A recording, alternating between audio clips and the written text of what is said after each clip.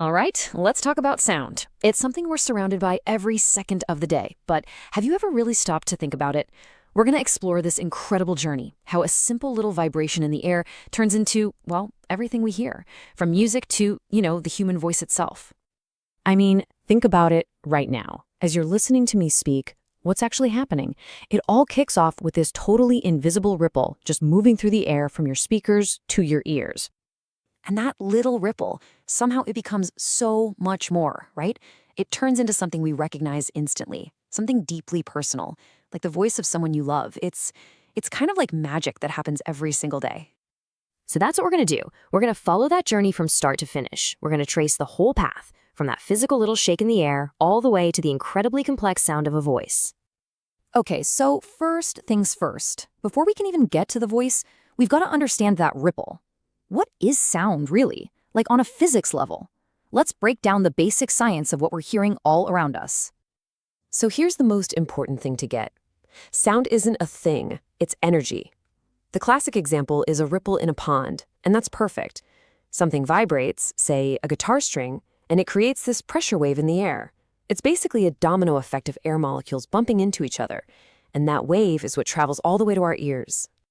All right, so once you have a wave, it has certain qualities. First up, pitch. You know, how high or low a sound is. This is all about the wave's frequency.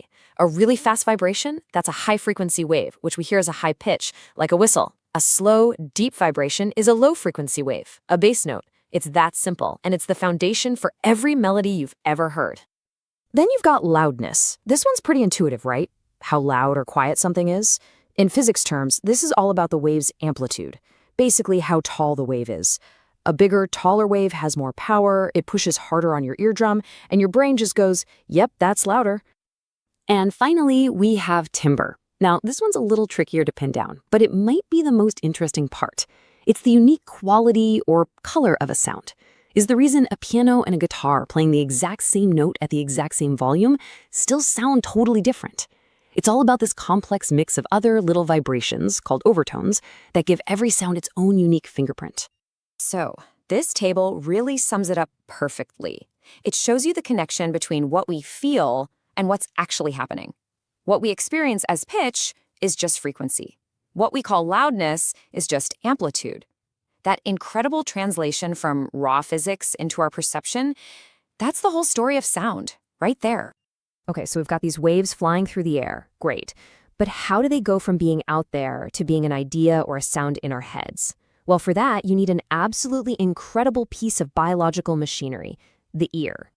Basically, hearing happens in three main steps.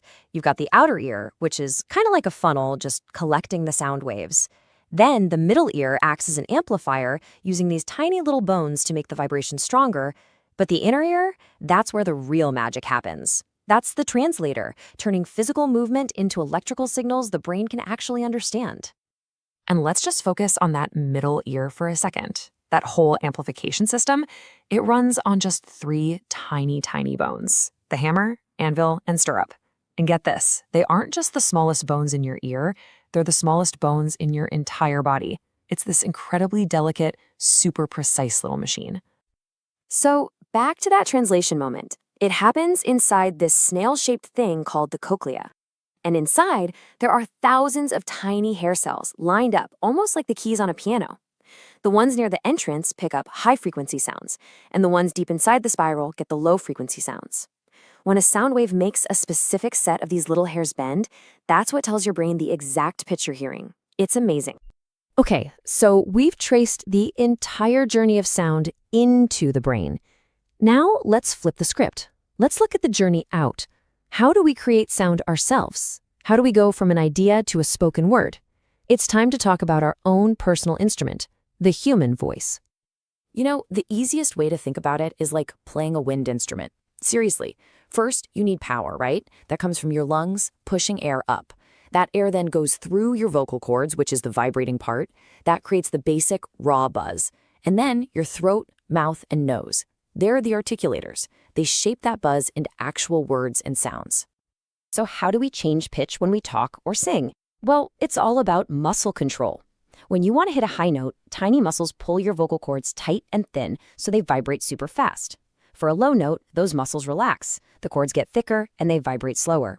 It's this incredibly complex thing that we all do constantly without even thinking about it. All right, to wrap this all up, I want to share a few just amazing facts. A couple of things that really show you how incredible sound and the human voice truly are. So let's talk about our hearing range. It's huge. We can hear sounds from a super low, rumbly 20 hertz all the way up to a really high-pitched 20,000 hertz. And here's a fun fact. That high end is usually the first thing to fade as we get older. So there's literally a range of sounds that younger people can hear that older people can't. Now, what about the sounds we can make? The human voice is just an incredible instrument. Most of us, in our everyday talking, only use about an octave and a half. But a professional singer? They can train their vocal cords to cover a range of more than 4 octaves. That's just an insane amount of muscular control. So when you put it all together, our abilities to hear and create sound are massive. But here's the kicker. Sound isn't just something we hear, it's a physical force. You've probably heard about a singer shattering a glass, right? That's a real thing. If a sound wave's frequency perfectly matches the natural frequency of an object, that's called resonance, it can pump so much energy into it that it literally shakes itself apart. So, there you have it, the journey from a simple, invisible vibration all the way to the complexity of language. It's just incredible. It's a process that's as basic as physics, but as intimate as a whisper. It really makes you wonder, doesn't it? If our bodies are doing all this with sound waves, what other invisible forces are we translating into our reality every single second?